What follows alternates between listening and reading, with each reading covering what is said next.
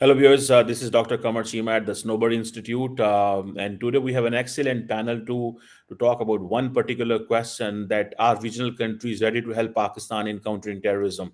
There have been more than 57 attacks in 48 hours in Pakistan, and obviously, and these attacks are in the Khyber Pakhtunkhwa and in Balochistan, and somewhere around 28 districts have been.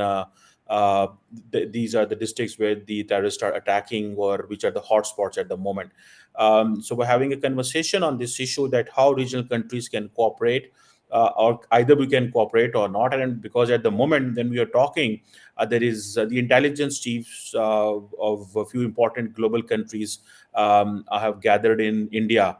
And Pakistan is not there. So, what kind of a cooperation the intelligence chiefs are having in India, while the next door neighbor Pakistan is being highly impacted by these terrorist, incidents. So we have an excellent panel. We have with us former Foreign Secretary and the Chairman Snowbird Institute, Ambassador Azaz Ahmad Chaudhry, and we have with us Mr. Muhammad Amir Rana, who is a security expert. He writes for the Dawn, and he's a noted and powerful voice in Pakistan, who is very well known on the security challenges in Pakistan. So, Ambassador Azaz, just opening remarks from you, and then obviously we will go to Mr. Amir Rana.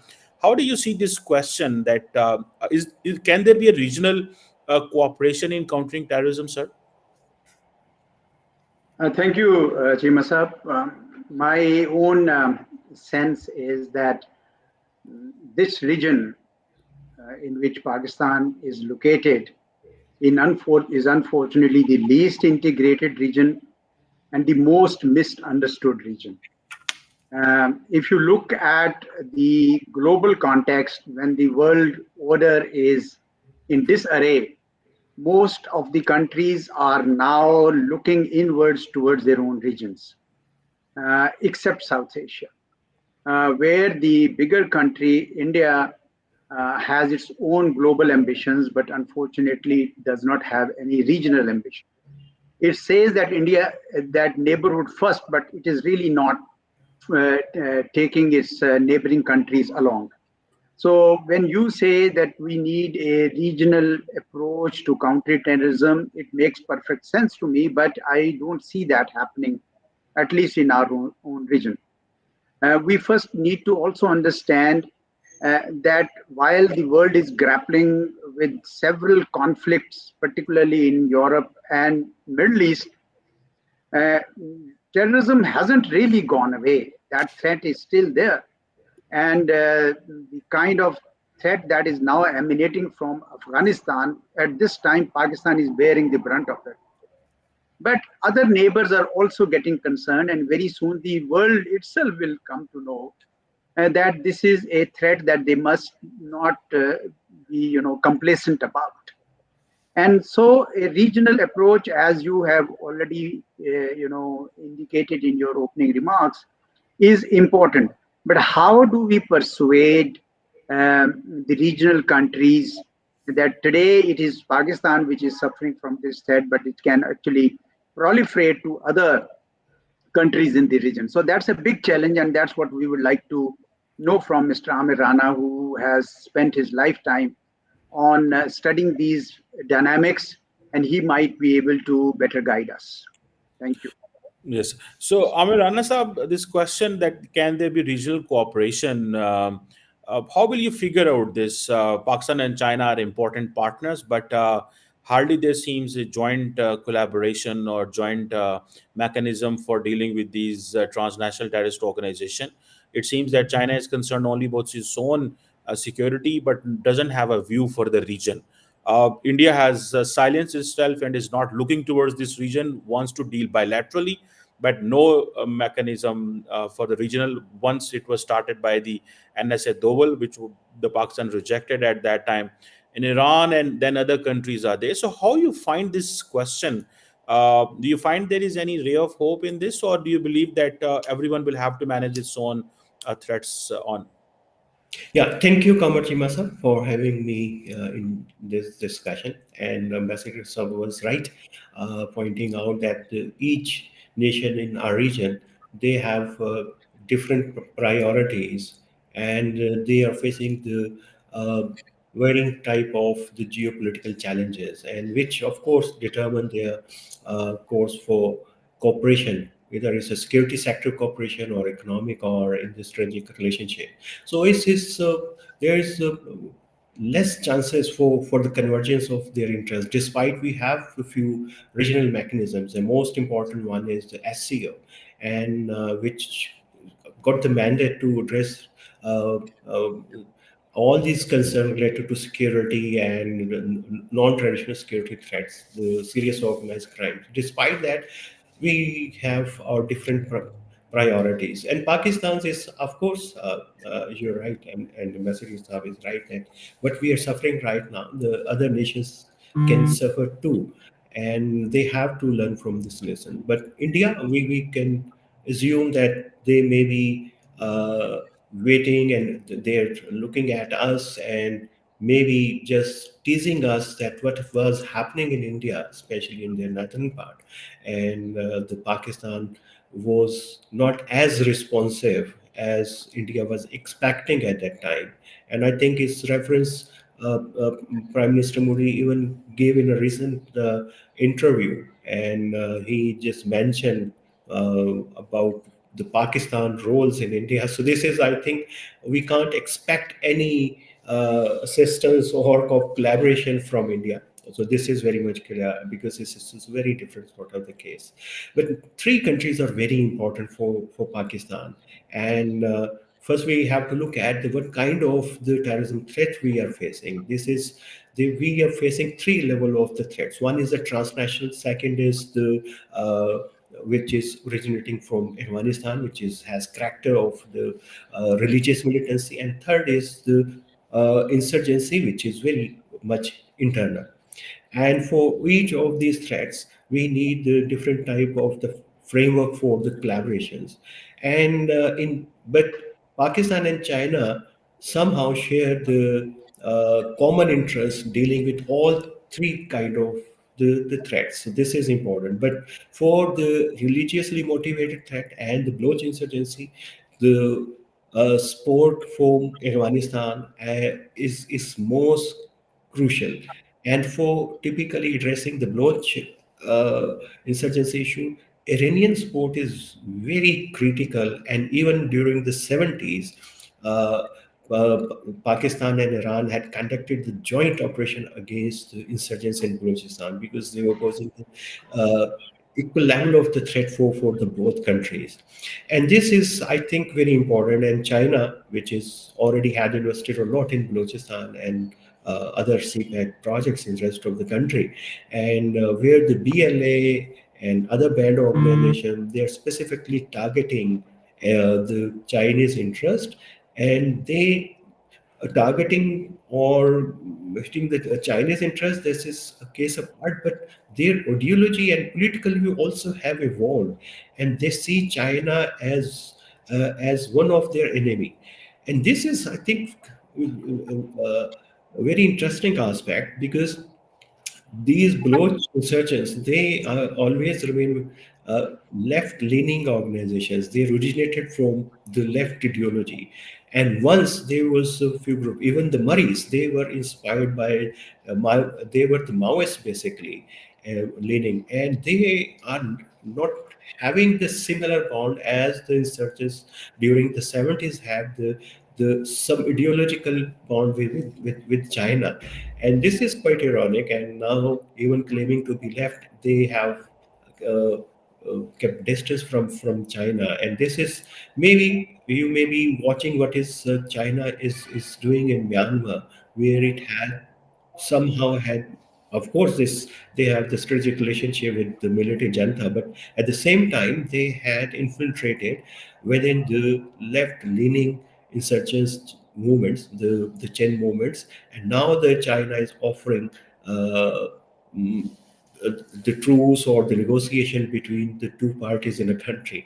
So the Pakistan case is different, but of course, I think we have to see in the three contexts for each kind of the threat, what kind of the help we need from collaboration we need from our neighboring countries. We can discuss it later, but another crucial point is the Pakistan economy.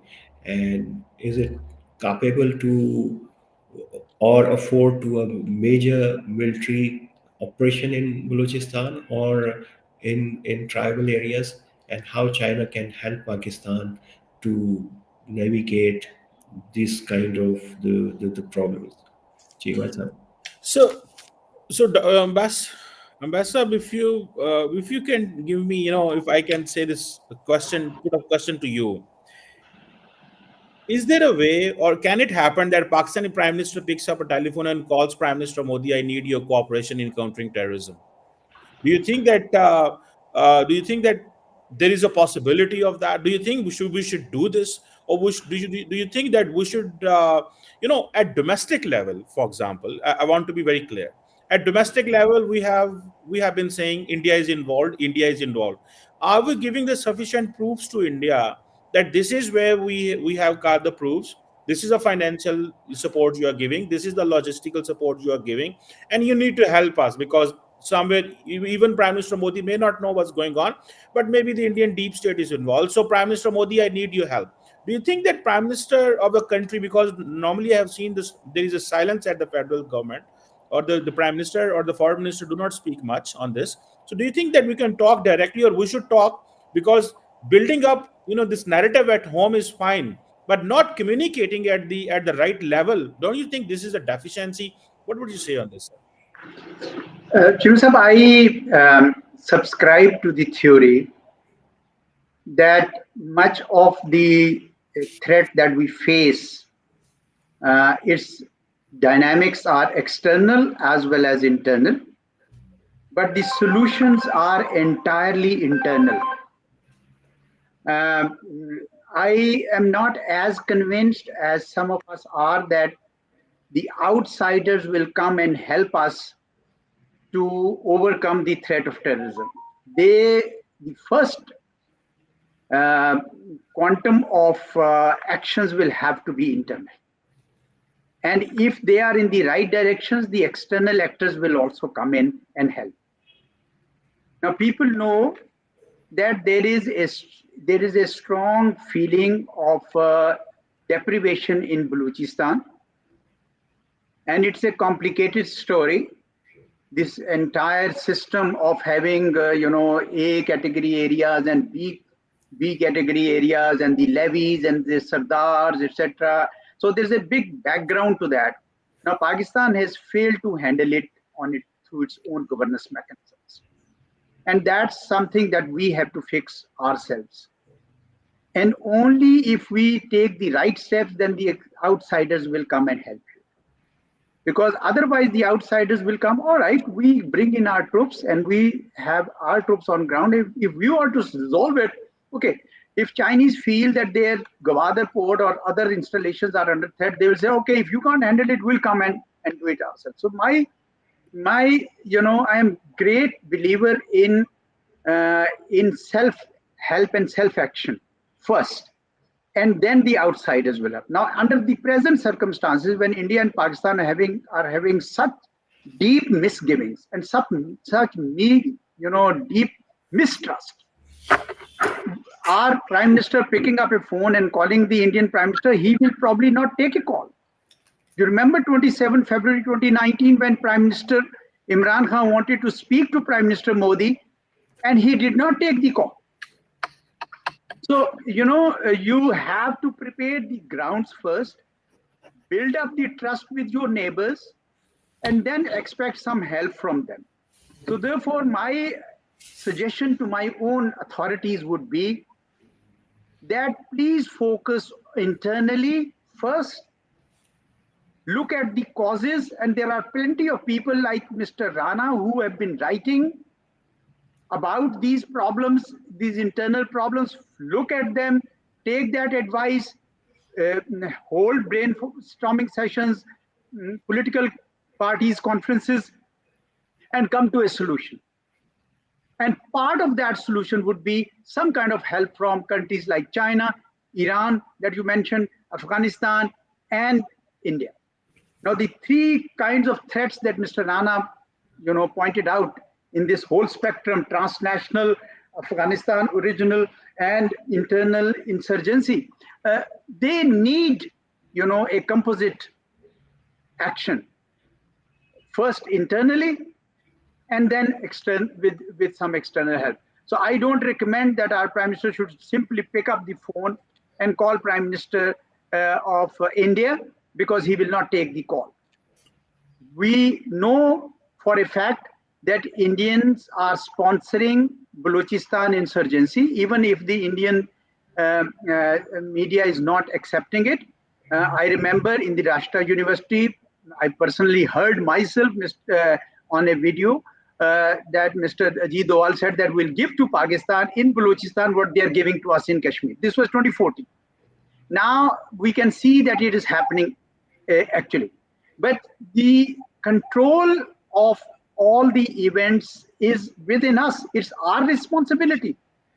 When 9/11 happened, the Americans give up holding their, 4th July receptions and events and celebrations. No, their life goes on because their own law enforcement authorities ensured that no outsiders will come and create trouble for us. So if Indians are supporting Baloch elements, I think it is up to us to control the dynamics inside. Nobody from outside will come and help. And once you make sure that nobody can do a thing here, you will see that BLA will lose its relevance, and its sponsors, financial sponsors, will also not find it money's worth to give it to them. That's my take on it. Okay. So, Rana Sahab, how do you see Iran as a country? We have been hearing from few sources in Pakistan, or sometimes there have been an open conversation that this Balochistan insurgency has some sort of relevance with the Iran, because there are some tribes, Baloch tribes, who are on the other side of the border. So they go and they hide. And if you remember last time, there was some issue between Pakistan and Iran, and the Pakistan did strike in Iran, and those were the Iranian authorities did accept that these are non-Iranians who were targeted. So how Pakistan and Iran can cooperate? Because at the end of the day, we share a long border, and you can also mention if what concerns the Iranians share with us, or what reservation they have with us. So on this question of counter Yeah, terrorism. thank you, Chiva. And I think this is a little complex, talking about the Iranian Pakistan's common security challenges and how it became complicated over time.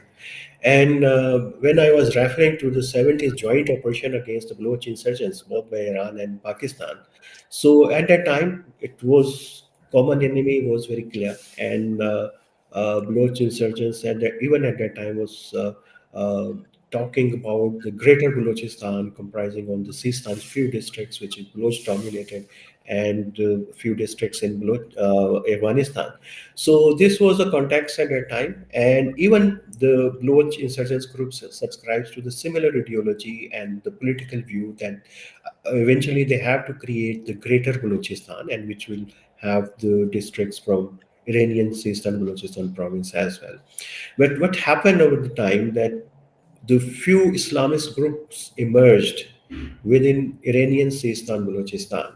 And initially it was the Jandullah, Abdul Malik Rigi, and he had very clear support from Western countries, and even is acknowledged by the few, even including the US think tanks, that they got this.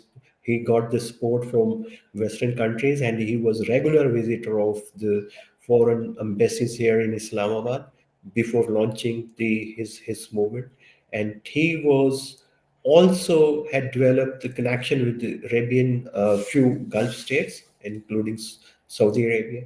And after, when Iran eliminated this group, another group emerged, which is called the Jaish al-Adal. And the profile of this group is also very interesting because of their linkages this time with more Gulf-based countries. And their leaders and their members often visit Gulf countries. So this is, I think, complicated. And Iranian view, you know that about the Gulf. And in Iran, we know that it has the proxies all over the Middle East, and maybe one of two countries, Gulf countries, they try to support some proxies, anti-Iranian proxies in Balochistan, Sistan, and which they had bases in Pakistan. So if you recall, when the Imran Khan had visited first to Iran, even the issue was being highlighted, and it has basically triggered the differences between the military brass at that time and to Imran Khan. And it's a long story, we're not going into detail and how it had taken the ugly turns in civil military relations. So this is complicated, and again, Iran starts supporting the Baloch insurgents movement. And there is a on ground evidence are available, especially in the districts of Balida, and where the people, and even in Panjgur, the people know that these insurgents, they are hiding, their families are living in the Iranian side. And the issue only remain either they are providing them the training as well or not. But this is clear that they are using Iranian soil as the hideouts. So this is a bit complicated, but we can talk about later that how both countries can evolve the better collaboration addressing the common challenge. Right now, Iranian, despite they know that the BLA and BLF both they are anti-Iranian, but they're supporting because they believe that Pakistan is basically helping Jaish al-Adl to launch attacks inside Balochistan. This is underreported, but I think Jaish al-Adl activities, this is also as well at a very critical level, targeting Iranian security guards and infrastructure in Iran. So this is the one issue, but Iranian help, which is also linked with Iran, Kulbushan, everybody remember, and we present it at international level at one of the proof. And of course, it is a one proof of the Indian involvement here, but who had provided the hideouts to permission to operate this system. This is also is very critical. But Indian involvement is visible at many fronts. I'm not saying when providing the training, it's very difficult right now to providing training, but at the two level, the support for the Baloch insurgency is very important, critical to understand. And if you look at the recent strategy announced by the BLA, is say that they will launch a global campaign, diplomatic campaign to get their insurgency and right to fight international recognition on the similar pattern as the Kurds had did. And for these kind of the campaign, India always remained their major sport. If you may recall, this few years back, the Baloch diaspora, which inclined towards the separatist tendencies, they had launched a massive campaign against Pakistan and the support of the Balochistan freedom. And it was openly supported by the Indian high commissions or the Indian nationals or the organization funded by the Indian organization. So this, in my view, this challenge is also very important. It has regional and global dynamics, the challenge that Pakistan need to face and to counter. So this is the support is very evident, and the Indian media and how they are supporting, highlighting this movement and generating. This is the war in the cyberspaces, rather, if I may say, in the algorithm domain. And right now, the Balochistan insurgency algorithm is controlled by India. All social media, international media campaigns, if you look at, is algorithm is quietly turning in the favor of the Baloch insurgents. So Pakistan may be also facing this challenge.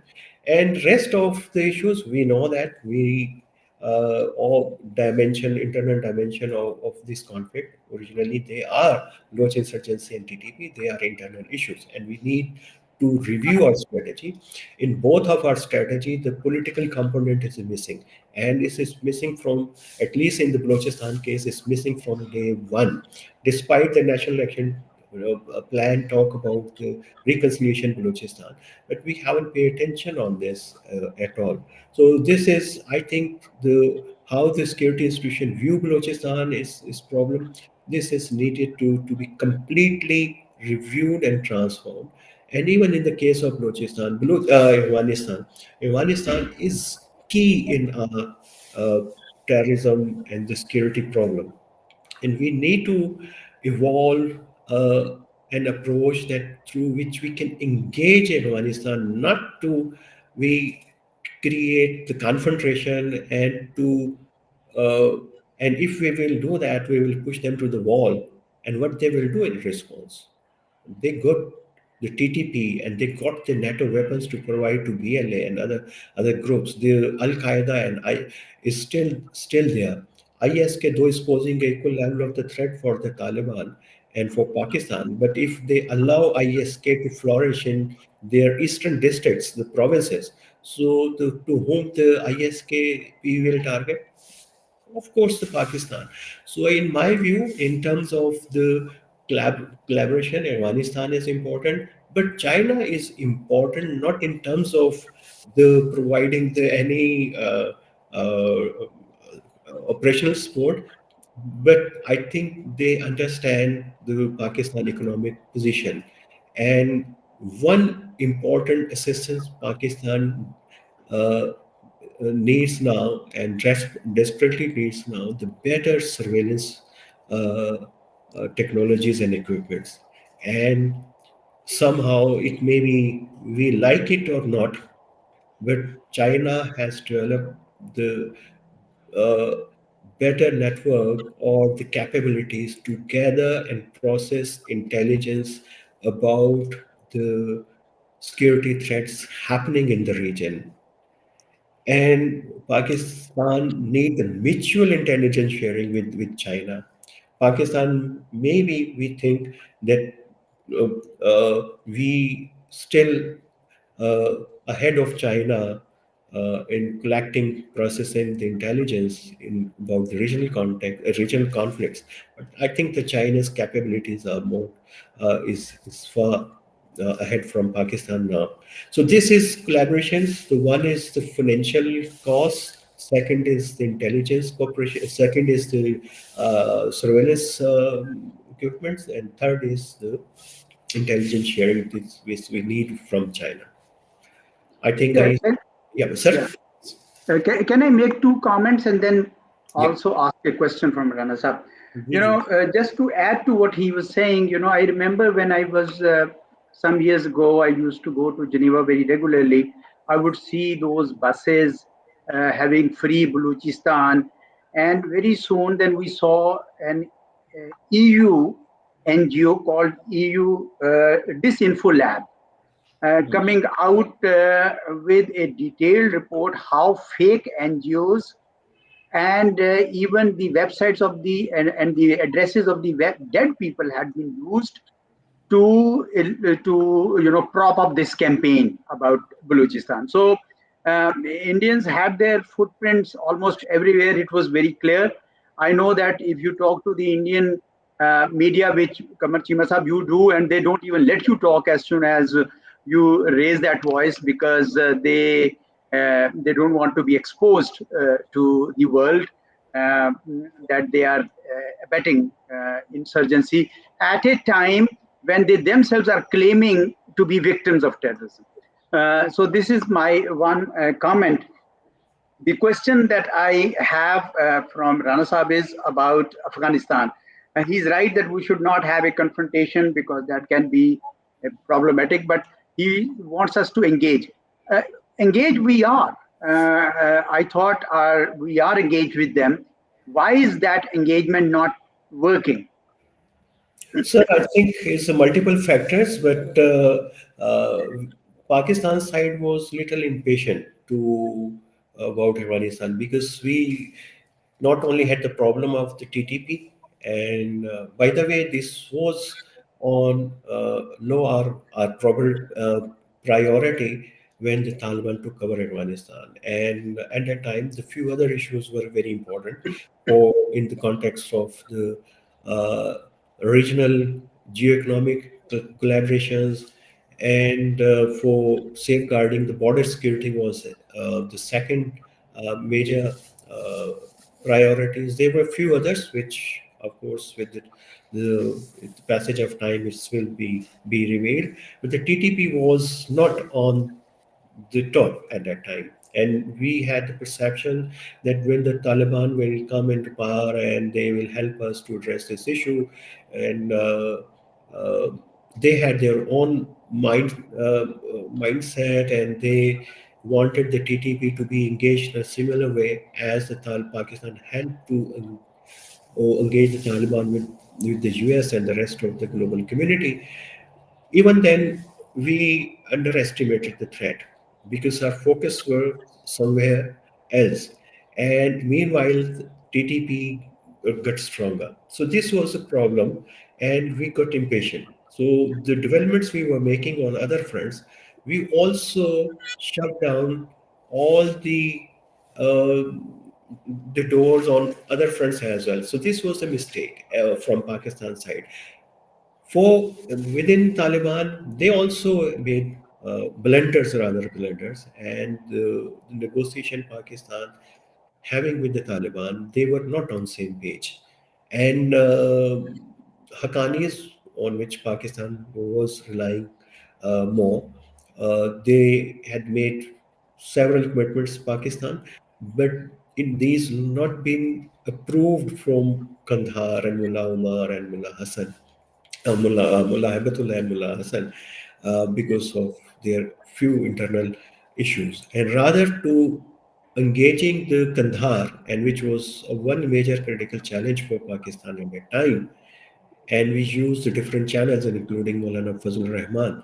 But this chapter, the Kandhari chapter, they were not very much collaborative, and despite making our effort more hard or to be more focused to engage with the Kandahar, we desperately say, okay, we are not talking with you, and we close all the doors for talks and collaboration. So this was a mistake. We were a bit impatient, despite the blunders the Taliban have made.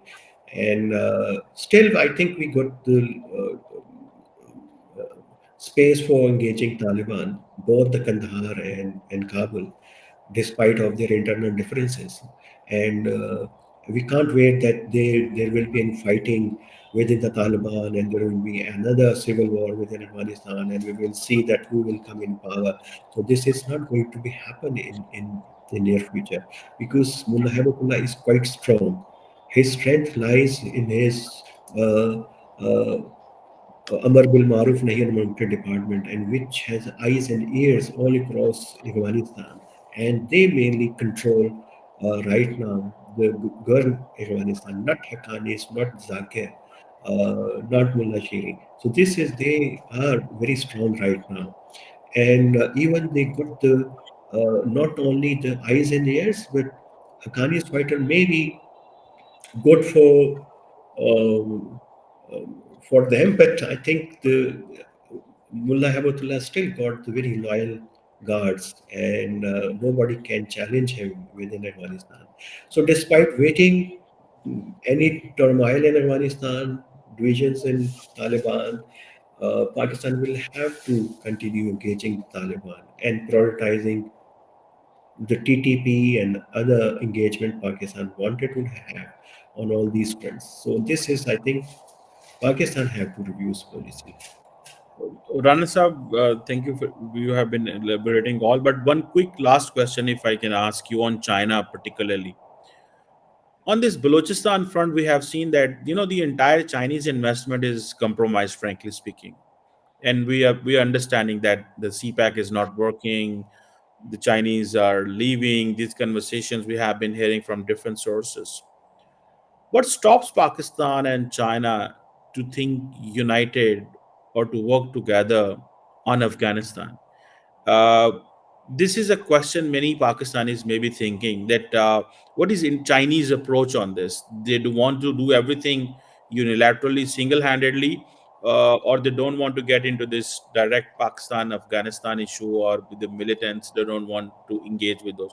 So, what's the mindset of the Chinese on this? That they have seen that Pakistan is fighting this militant organization, but Pakistan and China do not have a joint proposal for Afghan Taliban. So why is that so? Or do you think that this is the way? Yeah, to be frank, the both China and Pakistan have the very different priorities about Afghanistan and region. China doesn't want any conflict in its neighborhood, and they are not willing to have the crisis in Afghanistan again. They wanted to give the Taliban a chance and fair chance, not only for a few months or few years, and to whom they can engage. And Taliban somehow they have developed good relation with China and helping them a lot while constructing the Wa corridor by itself and providing the Afghan nationality to all the Wahis, which is Pakistan had missed a chance, and 70 years Pakistan had got. So this is another subject. Pakistan's priority is, to be frank, to engage with the West and with the US via Afghanistan. And Pakistan still think that this is the only one apparatus is left. It can be effectively used to get engaged with the West. So they of course these are the two different priorities. One side wanted the complete absence of violence, conflict in its neighborhood. Other maybe have the different priorities. Hmm. Vesab, I think we should conclude the discussion. If you have any point to make or any comment to make. I think this is such an interesting subject that interesting but also sad and grim. There were yet another dimension that Cheema sahab, you have highlighted in some of your podcasts, the killings in Pakistan. You know, the Yes. recent killing of Abu Qatal, Sindhi, and before that Mohammad Riaz and Shai Latif, and so many target killings being sponsored most probably by India. They don't acknowledge it, but looks like that they are the ones who are after it. And also, in at least in two cases, the government of Pakistan announced that it has full proof. I wish they would share that proof completely with the whole world to see. But that's one side that we haven't really mentioned in this. But I am struck by the last comment that Cheema Sahab, that Rana Sahab has made on the priorities that Pakistan has and China has with in Afghanistan and the difference of the two.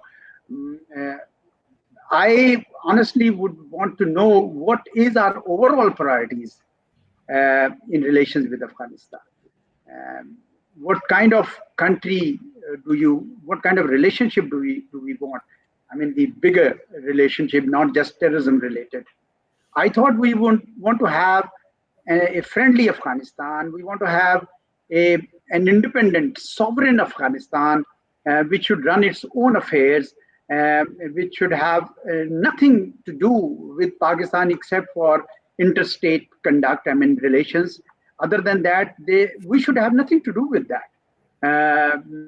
But am I right? Is it an answer? Why should we co-opt or get help from the West to fix some things in Afghanistan, or cooperate with China to fix something in Afghanistan? It's an independent country and should live an independent and sovereign life as per the desire of the people. Transab, can you guide us on this a little bit? Absolutely, they got all the rights to be a sovereign country, and what Pakistan needs is a friendly Afghanistan. But how we define a friendly country? So this is the issue. The friendly country that they, at least on certain geo-economic, geopolitical related issues, they get our advice. So, but they were not expecting that the Taliban will react in that way, and they will be choose their own path. So this is the, I think, uh, mainly issues arise at a time. But in future, I think it will take time. The both countries, Afghanistan is not going anywhere because it's a neighbor, and we will have to eventually adopt a very rational and pragmatic approach about Afghanistan, and it will take time. Right now, we are still in the hangover of the NATO post-NATO exit scenario, and we still got the leadership who was engaged in all these negotiation with America, with US, or the conflict. So whole generation is here. So it will take time to all these things will get rationalized because both countries have no other way except to cooperate or collaborate. And we can't anticipate the scenarios which we had during the 70s and 80s, and neither Afghanistan can afford it. So this is eventually thing will happen, but a real concern is, so until we got this realized and things will get on its rational way, uh, Pakistan will and can suffer a lot on the terrorism fronts, and can its affect or geopolitical, geoeconomic advantages. So this is a bit critical. I think as lower as we get realize that what is in the best interest of the country, it would be better for Pakistan and Afghanistan. Hmm. Anyhow, thank you very much for your comments. It was a very enlightening discussion by Rana Saab. All the points you made, they were relevant. And thank you very much, Ambassador Azam Chot Saab, and thank you, viewers, for listening this sober conversation. Thank you, sir. Thank you. Thank you. Nice talking.